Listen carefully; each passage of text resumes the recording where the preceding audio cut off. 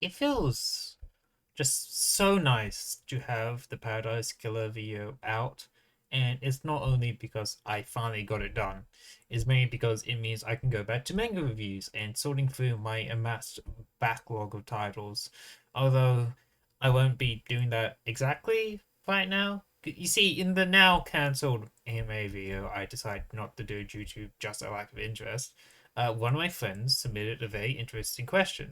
What were your childhood mangas? And I thought that was a very interesting topic we could dive into. Well, not as interesting as is cannibalism vegan friendly, but I am pretty sure I'll be put on a watch list if I were to make a video out of that one. So yeah.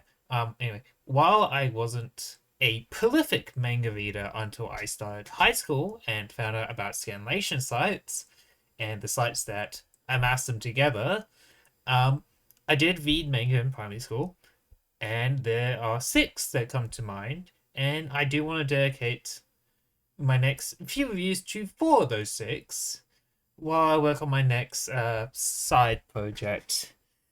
So yeah, let's start with the one I have the least complicated feelings about, which is okay. What about we do something slightly less '90s and a little more recent? Ah, fuck.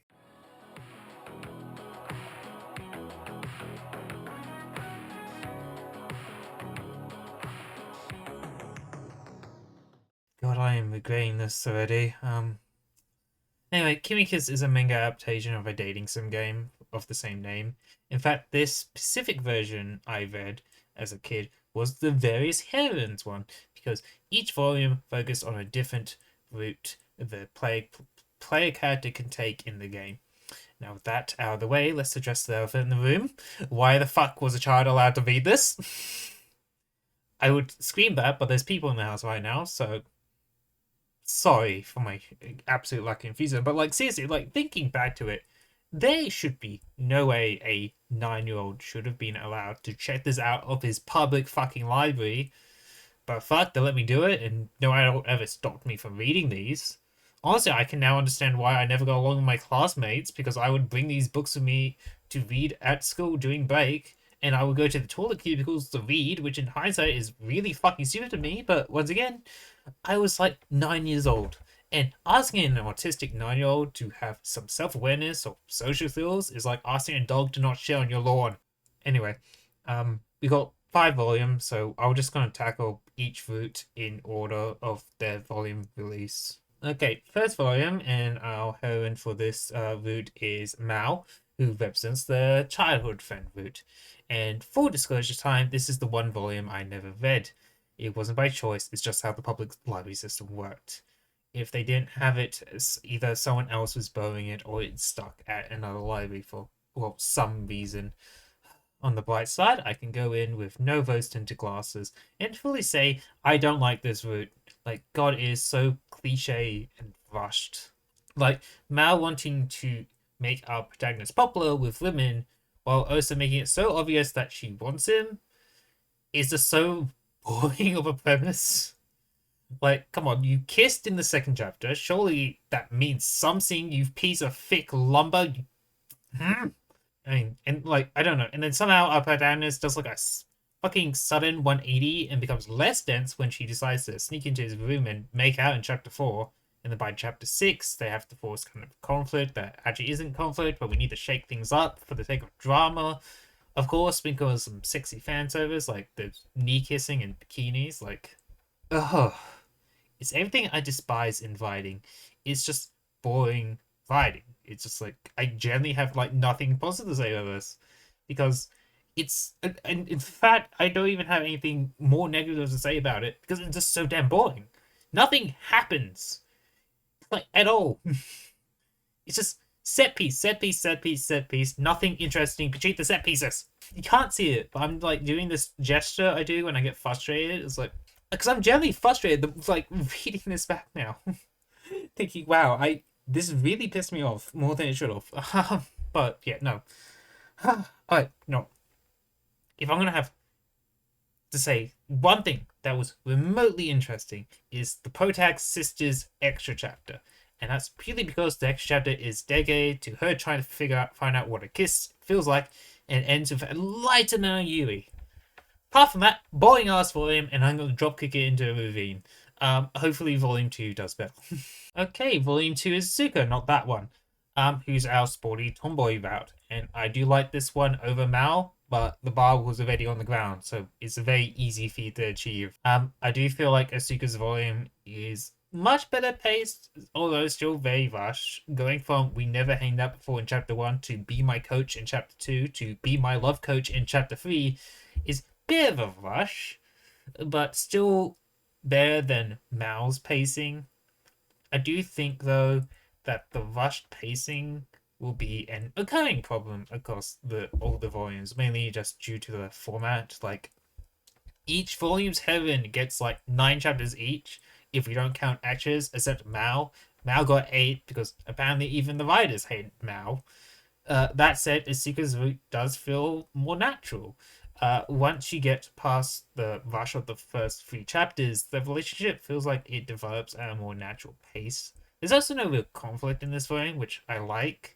Like, you don't always need to have conflict in romance. Why can't it just be all wholesome? It probably does help that Asuka is way more likable, but that might be my soft spot for tomboy showing again. I just think just having Asuka be the soft-hearted, sporty type makes her route incredibly wholesome, and I love wholesome. Apart from that, nothing interesting happens again though, so I feel like this is going to just be like an ongoing trend of all these volumes, unfortunately. Volume 3 is up next, and our heroine is Mitsuki. And you know what? I'm going to let you guess what her stereotype is. I'll give you 5 seconds.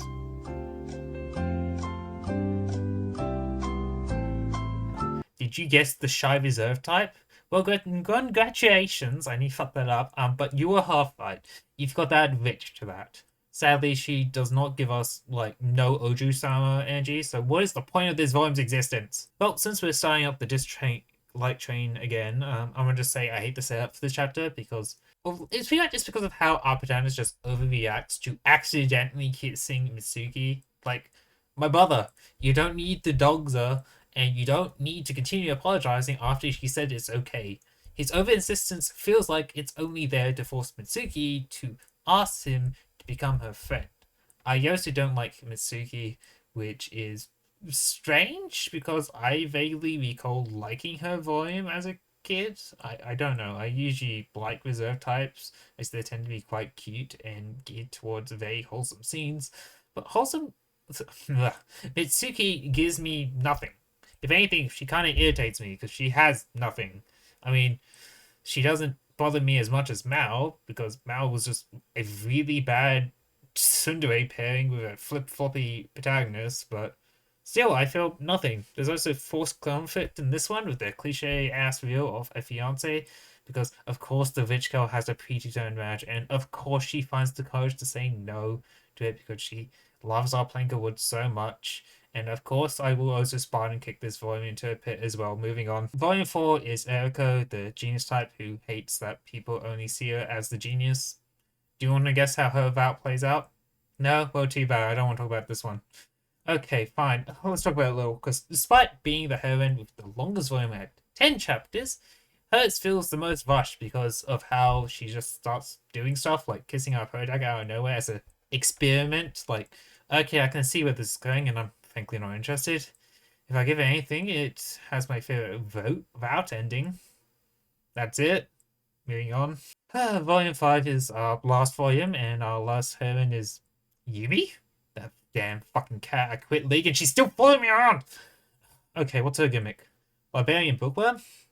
Okay, we're done here. I can't do this to myself anymore. Like, we're just taking, like, Mitsuki's gimmick of being shy and reserved and replaced Rich with Bookworm. I admit, I like her more than Mitsuki because this route feels more natural compared to hers, but that's it.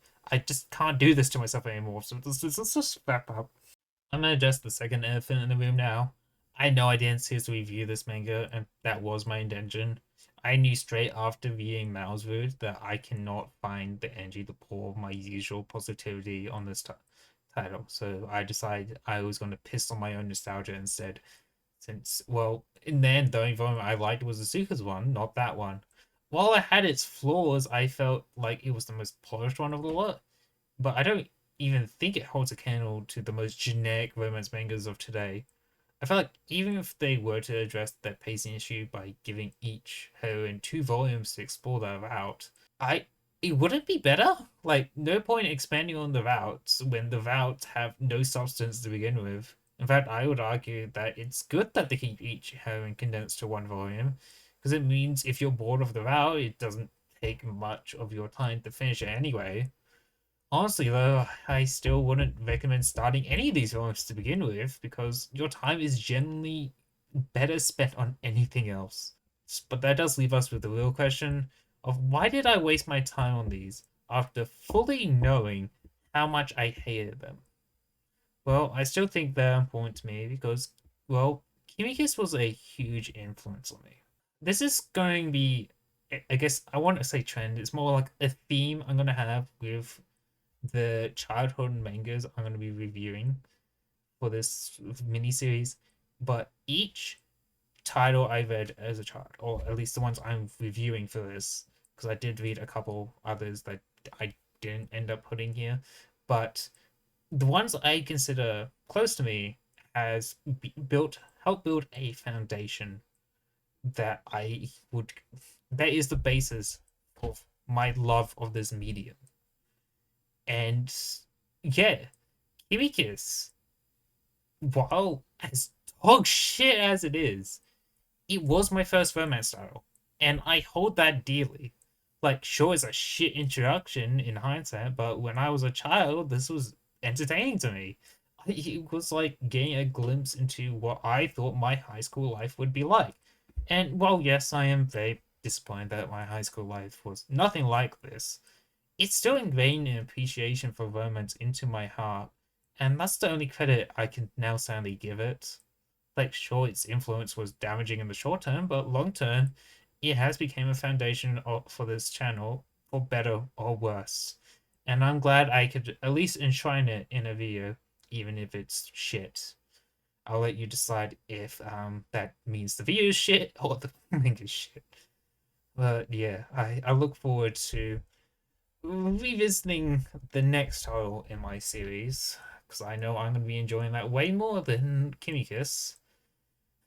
Anyway, to end this, don't be Kimikiss, and I'll see you next time. Bye. I'm not gonna do like my normal sort of like ending thing I do. This is gonna be my ending right now because I like sitting here and editing this video. I'm just thinking, wow, this is like a little too negative for me. So I do want to like point something out. Um, so Authors is connected to the company that the Authors listed is the company that made the game this manga is based on. So yeah, well, but I do want to point out the artists, right?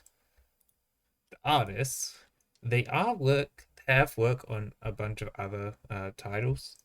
They're actually currently working on a very current title right now, which is S-Rank Monster No Behemoth. I can't bother saying that. There, I'm a behemoth and S-Rank Monster, but I'm mistaken as a cat, and I live as a pet of an elf girl.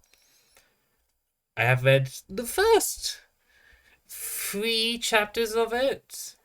It's actually quite good. I'm probably going to get back to it later because right now I'm currently rereading fucking I forgot the name of the title. I'll put it up on the screen now, but I do like it. So if you happen to like the art style you've seen in Kimikiss, well, this shares the same artist. So go read this if you don't mind reading an isekai. I might end up talking about it later. We'll see.